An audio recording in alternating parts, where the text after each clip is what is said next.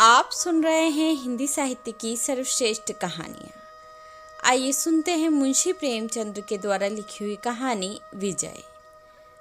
शहजादा मसरूर की शादी मलका मखमूर से हुई और दोनों आराम से जिंदगी बसर करने लगे।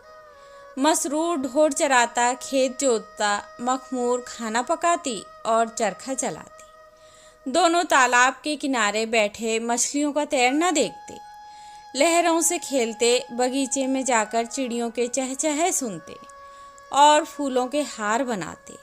न कोई फिक्र थी, न कोई चिंता थी। लेकिन बहुत दिन न गुजरने पाए थे। उनके जीवन में एक परिवर्तन आया।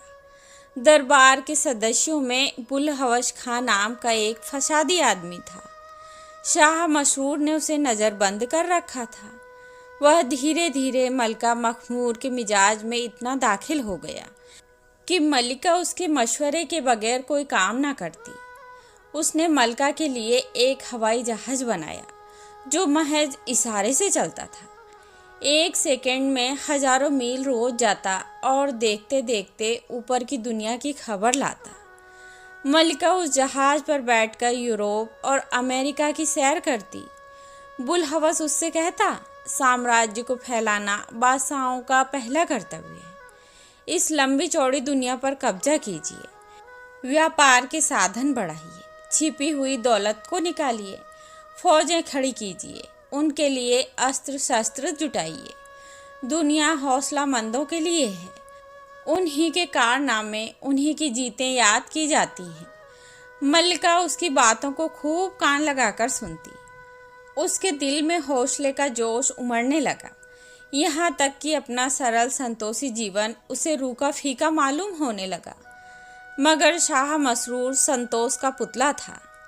उसकी जिंदगी के वह मुबारक लम्हे होते थे जब वह एकांत के कुंज में चुपचाप बैठकर जीवन और उसके कारणों पर विचार करता और उसकी विराटता और आश्चर्य को देखकर श्रद्धा के भाव से चीख उठता, आह, मेरी हस्ती कितनी नाचीज है।